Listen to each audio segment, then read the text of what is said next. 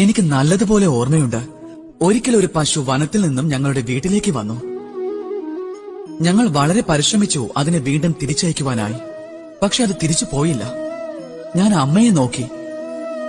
അമ്മ പറഞ്ഞു, അത് നല്ല കാര്യമാണ്. ഈശ്വരന്റെ അനുഗ്രഹം കൊണ്ടാണ് ഗോമാതാവ് സ്വമേധയാ ഞങ്ങളുടെ വീട്ടിലേക്ക് വന്നത്. ഇനി കണ്ണനും ബലരാമനും കുടിക്കുവാൻ പാൽ കൂടുതൽ ലഭിക്കുമല്ലോ എന്ന്. കുറച്ചുകാലം ആ ഗോവ് ഞങ്ങളോടൊപ്പം ഉണ്ടായിരുന്നു. അതിനുശേഷം ഒരു ദിവസം അത് സ്വമേധയാ തിരിച്ചുപോയി. നന്ദരാജൻ നിരാശനായി. ഞങ്ങൾ അമ്മയെ നോക്കി. അമ്മ പറഞ്ഞു, നല്ല കാര്യം തന്നെയാണ്.